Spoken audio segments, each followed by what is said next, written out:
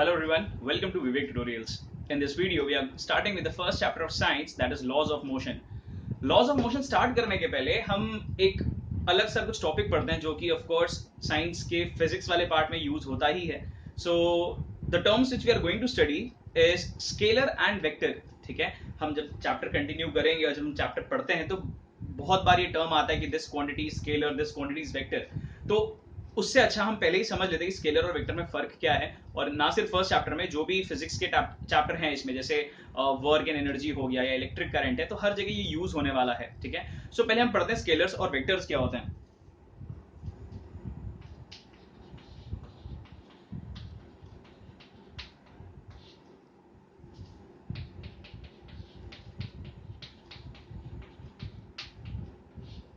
ठीक है, फिजिक्स में of course which is a branch of science, scalar और वेक्टर दो अलग अलग टाइप की क्वांटिटीज होते हैं. ठीक है, स्केलर क्वांटिटीज को हम स्केलर भी बोलते हैं सिर्फ, वेक्टर क्वांटिटीज को वेक्टर्स बोलते हैं. ठीक है, तो scalars and vectors are nothing but scalar quantities and vector quantities. अब इनमें डिफरेंस क्या होता है वो समझते हैं. स्केलर क्वांटिटीज वो होते हैं जिनको रिप्रेजेंट करने के लिए हमको सिर्फ मैग्नीट्यूड की जरूरत पड़ती है, डायरेक्शन की जरूरत नहीं होती है. वो क्वांटिटी जिनको रिप्रेजेंट करने के लिए हमको सिर्फ मैग्नीट्यूड चाहिए, डायरेक्शन नहीं चाहिए, उसको हम कहते हैं स्केलर क्वांटिटीज या स्केलर. ठीक है, अब मैग्नीट्यूड का मतलब होता है न्यूमेरिकल वैल्यू. न्यूमेरिकल वैल्यू मतलब of course number and the unit. So there are certain quantities which need only magnitude. Magnitude चाहिए, डायरेक्शन नहीं चाहिए. तो मैग्नीट्यूड मतलब न्यूमेरिकल वैल्यू, जो नंबर वाला पार्ट होता है, numerical value, and of course unit तो चाहिए, यूनिट सब में ही होता है. ठीक है, सो मैग्नीट्यूड मतलब numerical value, number and unit. तो वो क्वांटिटीज जिनको रिप्रेजेंट करने के लिए सिर्फ मैग्नीट्यूड चाहिए, डायरेक्शन नहीं चाहिए, उनको कहते हैं स्केलर्स. ठीक है, स्केलर का एग्जांपल है जैसे सपोज लेंथ. अगर मैं पूछूं ये बोर्ड का लेंथ कितना है, ठीक है, so I can directly measure it 1 metre, 2 metre, 3 metre. हमको डायरेक्शन नहीं बताना पड़ेगा कि 1 मीटर कौन से डायरेक्शन में, 3 मीटर कौन से डायरेक्शन में. So what we need is only the magnitude, 1 meter, that's it, number और यूनिट. इसके अलावा डायरेक्शन की जरूरत नहीं है. तो लेंथ एक स्केलर क्वांटिटी है.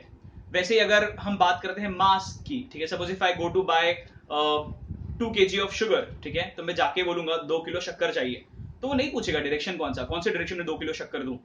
2 kg sugar, 2 kg is the complete information. तो 2 kg मास समझ में आ रहा है, तो उसमें यूनिट है और नंबर है, मतलब मैग्नीट्यूड है, डायरेक्शन नहीं चाहिए. So mass is a scalar quantity. When we talk about time, कोई पूछता है हमको टाइम कितना है, so whatever you may call it, 6 बज रहे हैं, 4 बज रहे हैं, 8 बज रहे हैं, उसके बाद क्वेश्चन नहीं आता कि कौन से डायरेक्शन में 4 बज रहे हैं, कौन से डायरेक्शन में 6 बज रहे हैं. तो डायरेक्शन की जरूरत नहीं है ये सारे क्वांटिटीज को. तो लेंथ, मास, टाइम, टेम्परेचर हो गया, रूम का टेम्परेचर कितना है, सपोज यू से 25 डिग्री सेल्सियस. अच्छा 25 है, कौन से डायरेक्शन में, not needed. 25 degree Celsius is a complete information. So वो सारे क्वांटिटीज जिनको सिर्फ मैग्नीट्यूड चाहिए, डायरेक्शन की जरूरत नहीं होती है, उनको हम कहते हैं स्केलर क्वांटिटीज या स्केलर्स. ठीक है, उसके एग्जांपल्स हैं, ऐसे तो बहुत सारे हैं लेकिन हम कुछ एग्जांपल्स लिख देते हैं, लेंथ, मास, टाइम, एक्सेट्रा.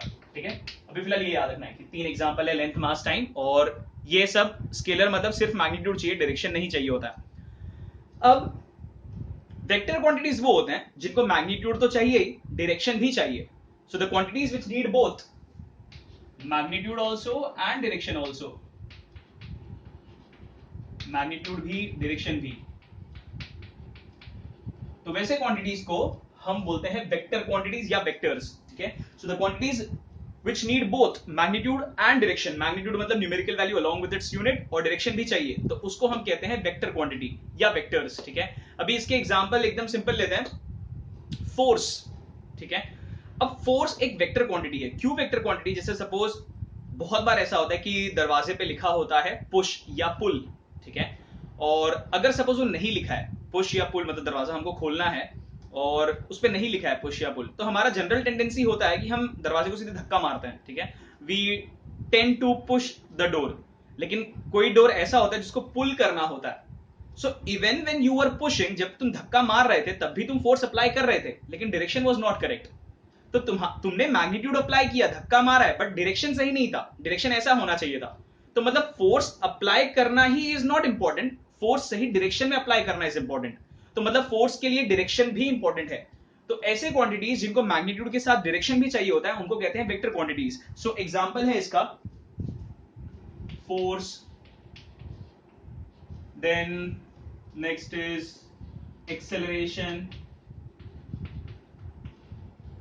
Velocity etcetera. ठीक है, तो वो क्वांटिटीज जिनमें मैग्नीट्यूड तो चाहिए डायरेक्शन भी चाहिए उनको बोलते हैं वेक्टर क्वांटिटीज. तो मैं बोल रहा हूं कि 10 न्यूटन फोर्स, तो 10 न्यूटन फोर्स मुझे बताना पड़ेगा कहां अप्लाई करना है. राइट में अप्लाई करना है, ऊपर अप्लाई करना है, नीचे अप्लाई करना है. So quantities which need both are vectors, which need only magnitude are called scalar. ठीक है, तो इनके एग्जांपल्स हमने लिख लिए. एंड फिर जब कभी हम चैप्टर में यूज करेंगे टर्म की स्केलर क्या है, वेक्टर क्या है, तो यू शुड नो. या फिर अगर नहीं याद आ रहा होगा, you can come to this video and see the initial part of this video. You will get all the idea about scalars and vectors. ठीक है, so ये basic हमने पढ़ लिया. अब हम start करते हैं with the actual chapter.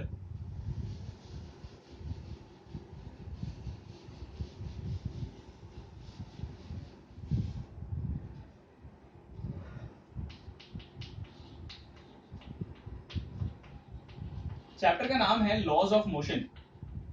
Motion के क्या क्या लॉज हैं, जो मोशन के बहुत सारे लॉज हैं, इनफैक्ट 3 है, वो काफी बाद में आएगा. ठीक है, मतलब of course it is the part of the chapter but not right now. तो बहुत आगे लॉज ऑफ मोशन हम पढ़ेंगे. 3 लॉ जो ऑफ कोर्स न्यूटन ने पुट फोर्थ किए थे. अभी हमको पढ़ना है कि रेस्ट और मोशन क्या होता है.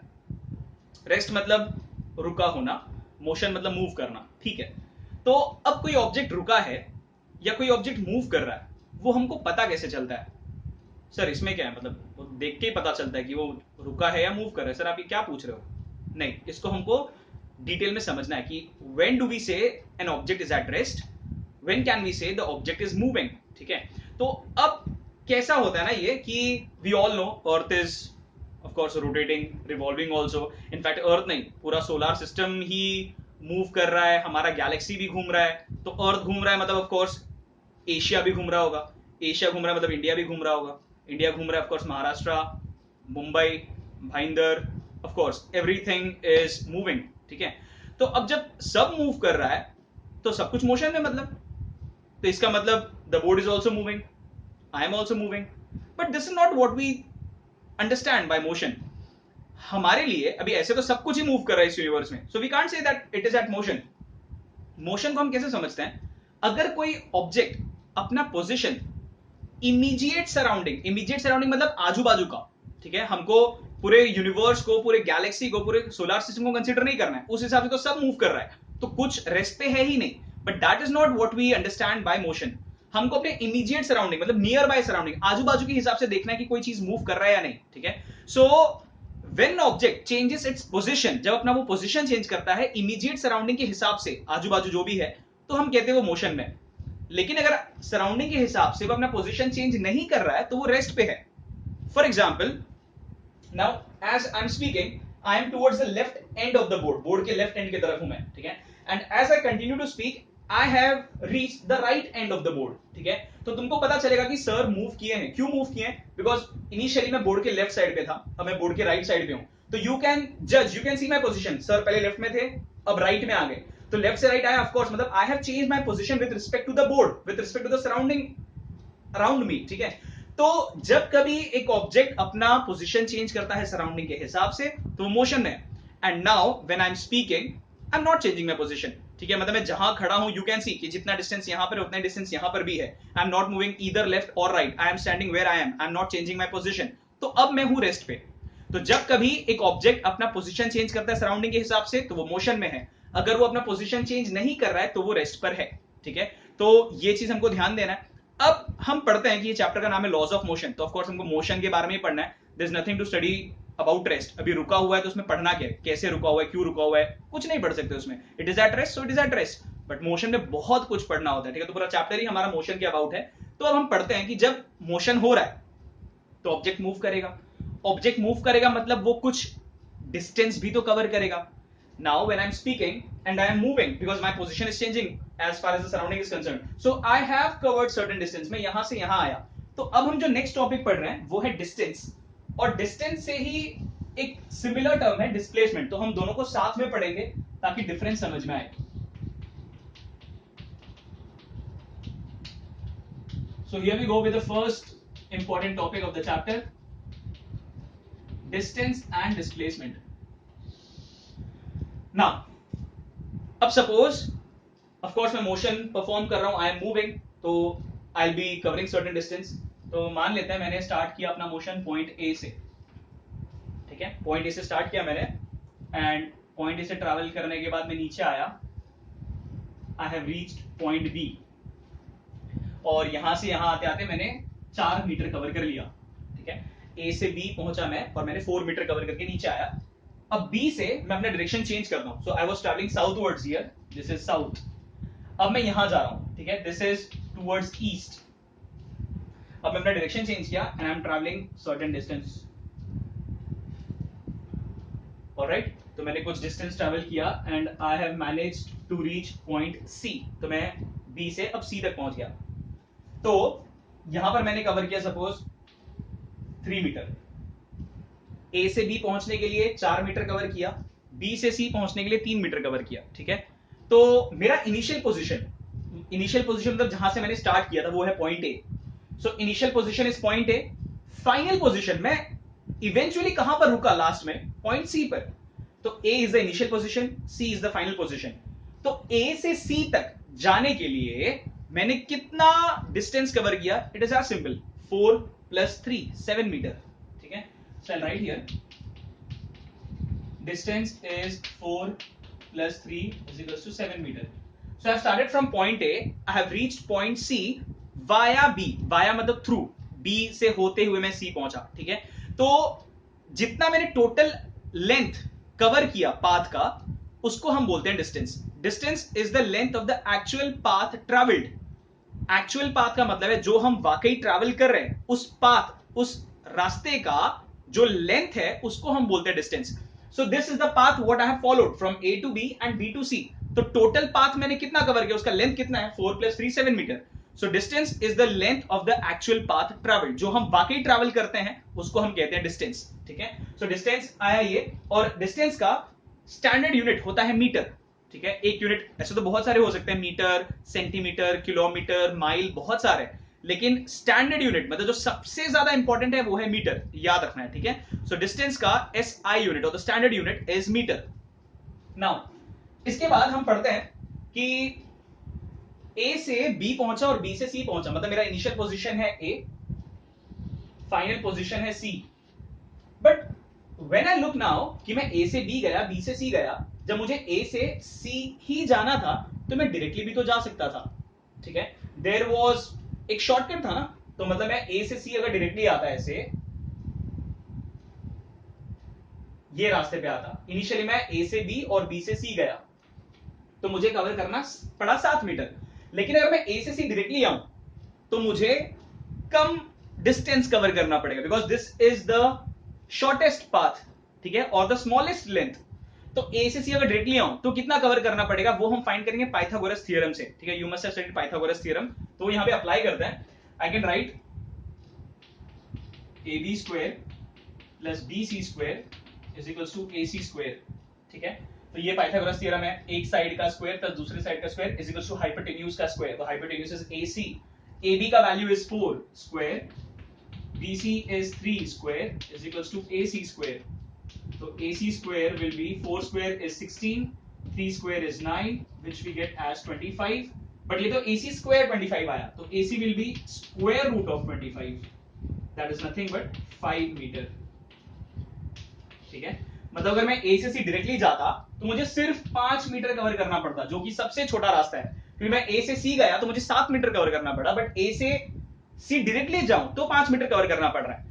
तो ये जो सबसे छोटा रास्ता होता है ना इनिशियल और फाइनल पोजीशन के बीच में, उसको बोलते हैं डिस्प्लेसमेंट। जो हम वाकई ट्रैवल करके जाते हैं उसको बोलते हैं डिस्टेंस, और जो उन दो पॉइंट्स के बीच में सबसे छोटा रास्ता होता है उसको बोलते हैं displacement. So what I do here is, हमको पता चला AC 5 मीटर है, तो आई विल राइट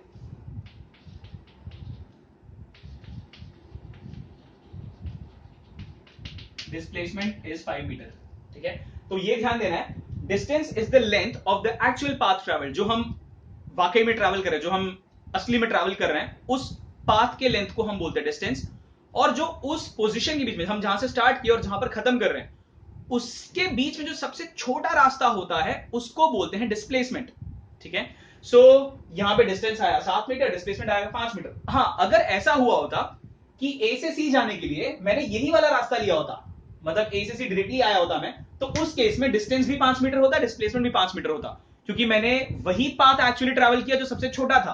तो जब अगर मैं सबसे छोटे पाथ पर ही चल पड़ूं तो डिस्टेंस भी वही रहेगा, डिस्प्लेसमेंट भी वही रहेगा। ठीक है, so what could happen, distance और डिस्प्लेसमेंट इक्वल हो सकता है, लेकिन मोस्ट ऑफ द केसेस में जो डिस्टेंस होता है वो ज्यादा होता है, डिस्प्लेसमेंट कम होता है। So what is the chances, जो डिस्टेंस होगा that is either greater than displacement, जैसा इस केस में आया डिस्टेंस 7 मीटर, डिस्प्लेसमेंट 5 मीटर, तो या तो बड़ा होगा या इक्वल हो सकता है कि अगर मैं इसी रास्ते पे चल पड़ूं तो डिस्टेंस भी 5, डिस्प्लेसमेंट भी 5। लेकिन कभी ऐसा नहीं होगा कि डिस्टेंस कम आए और डिस्प्लेसमेंट ज्यादा आ रहा है, मतलब तुमने वाकई ट्रैवल कम किया और सबसे छोटा रास्ता बड़ा है, वो कैसे हो सकता है? अगर तुमने वाकई ट्रैवल कम किया है मतलब वही वाला डिस्प्लेसमेंट होना चाहिए, तुमने फिर कंसीडर गलत किया है। So displacement can never be greater than distance. Both can be equal, or in most of the cases, what happens? Distance is usually greater than displacement. Displacement का भी standard unit is meter, just like distance. तो distance का भी metre है, displacement का भी metre है। ठीक है, तो ये ध्यान में रखना है। Distance is the length of the actual path traveled. Displacement is the shortest path or the smallest length between the 2 points. ठीक है, तो और ये हो सकता है कि distance और डिस्प्लेसमेंट इक्वल हो सकता है अगर मैं वही रास्ते पे चल पड़ूं जो सबसे छोटा है। सो distance and displacement are equal, but कभी भी ऐसा नहीं होगा कि डिस्प्लेसमेंट ज्यादा आ रहा है और डिस्टेंस कम आ रहा है। If this is so then you might have considered it to be the wrong displacement. ठीक है, तो फिर गलत वाला तुमने कंसीडर किया होगा, जो कि ऑफ कोर्स रॉन्ग है। ठीक है, सो ये डिस्टेंस और डिस्प्लेसमेंट हुआ, ये हमको इसका डिफरेंस पता चल गया। अब इनमें और क्या क्या डिफरेंस होता है वो समझते हैं। तो डिस्टेंस मैं यहां पे ऐसा डिस्टिंग्विश जैसा हम पढ़ते हैं इसको,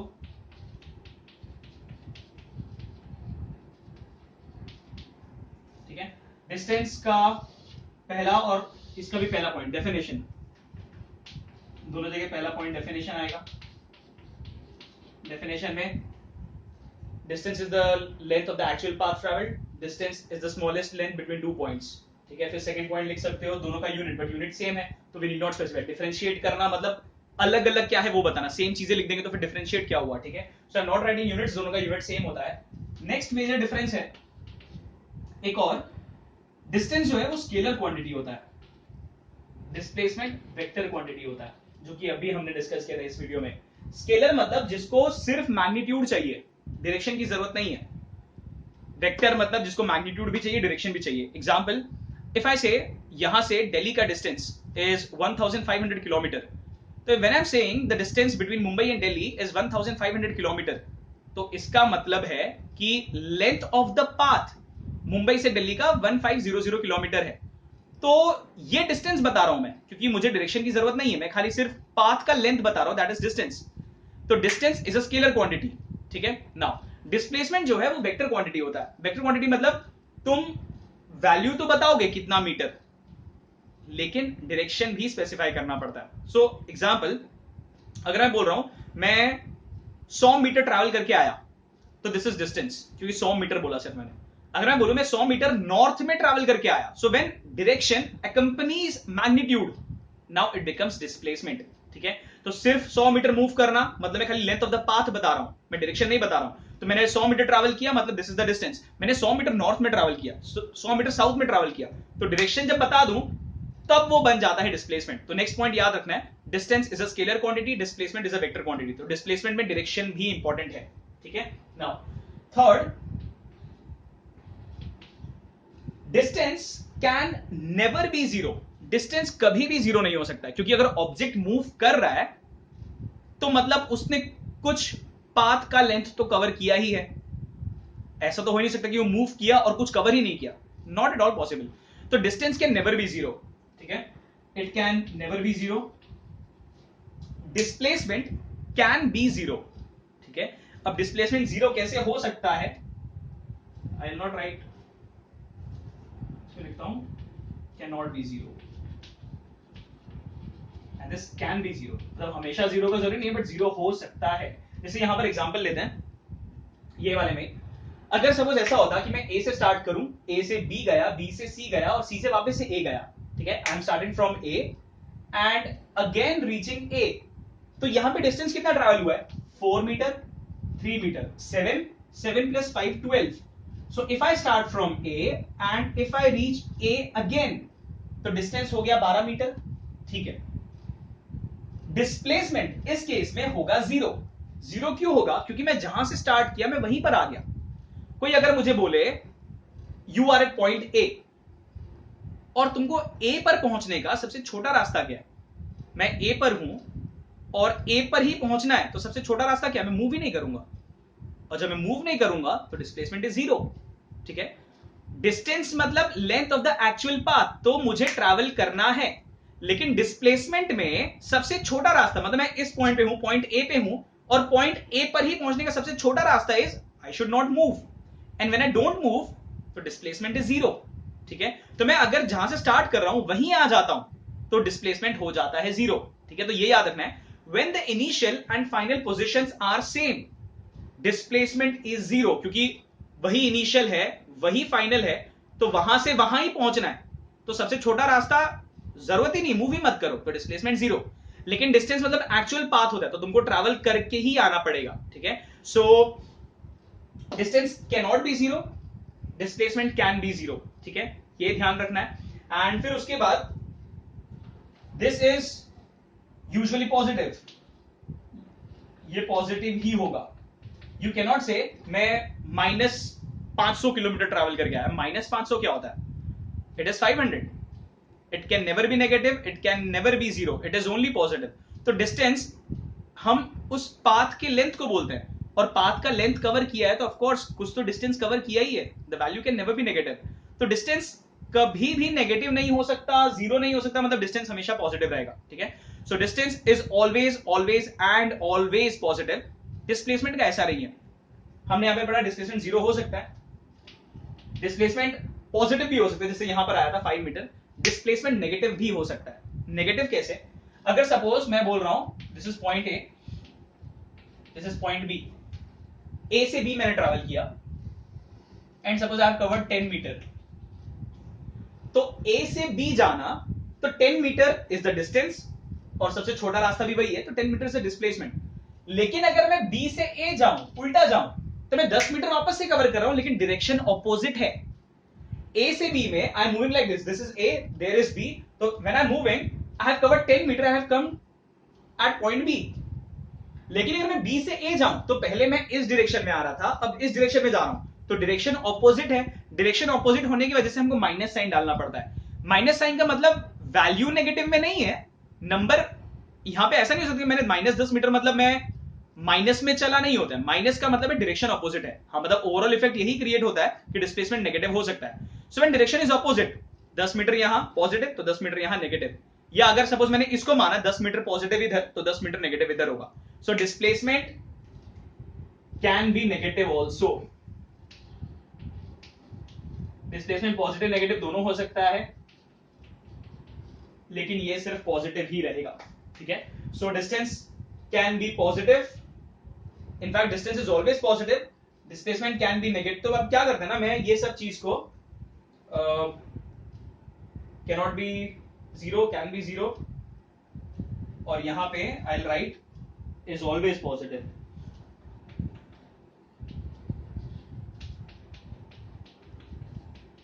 और यहां लिखता हूं कैन बी नेगेटिव और पॉजिटिव, ठीक है। तो ये चीज ध्यान में रखना है। डेफिनेशन दोनों का, डिस्टेंस जो होता है वो जो हम वाकई पाथ कवर कर रहे हैं उसको बोलते हैं, डिस्प्लेसमेंट होता है स्मॉलेस्ट पाथ। अगर मैं स्मॉलेस्ट पाथ पर ही चलूं तो डिस्टेंस डिस्प्लेसमेंट सेम है, दोनों का स्टैंडर्ड यूनिट होता है मीटर। डिस्टेंस स्केलर है, मतलब डायरेक्शन नहीं चाहिए, डिस्प्लेसमेंट वेक्टर है, डायरेक्शन चाहिए, ठीक है। डिस्टेंस कभी भी 0 नहीं हो सकता, बिकॉज हमको मूव तो करना ही है, we have to cover the actual path. Distance can never be 0, displacement 0 हो सकता है अगर मैं जहां से स्टार्ट करूं वहीं आ जाऊं, ठीक है। So when if I am starting from point A and I reach again point A, तो वही इनिशियल वही फाइनल, मतलब हमको मूव करने की जरूरत नहीं, तो डिस्प्लेसमेंट इज 0। डिस्टेंस हमेशा पॉजिटिव ही होता है, हमेशा। डिस्प्लेसमेंट पॉजिटिव और नेगेटिव दोनों हो सकता है, ठीक है। सो ये ध्यान में रखना है। एंड इसके बाद हम जो पहला पार्ट है मतलब चैप्टर का, ऑफ कोर्स मोशन था, वो हमने डिस्कस किया, मोशन और रेस्ट क्या होता है, and then we also discuss कि डिस्टेंस क्या है, डिस्प्लेसमेंट क्या है। तो I hope this all is very clear. और स्केलर वेक्टर तो हमने स्टार्टिंग में डिस्कस किया, वो बहुत इंपॉर्टेंट है, हर चैप्टर में यूज होता है। सो will stop this video right here. In the next video will continue with the chapter. अगर कुछ नहीं समझ में आया है, you may watch the video again, ठीक है। इन the next chapter of course will continue with the remaining topics. Probably this is one of the biggest chapters, I guess. If not the biggest, then one of the biggest. बहुत बड़ा chapter है लेकिन बहुत simple है, ठीक है। तो nothing to worry in that. And of course you can read the textbook. अगर टेक्स्ट बुक है तुम्हारे पास तो you can go through the first 2 pages, ठीक है। जहां तक हमने डिस्टेंस डिस्प्लेसमेंट किया वहां तक रीड करो। And in the next video we will continue with the chapter. Alright, so will stop it here. That's it. Thank you and bye bye.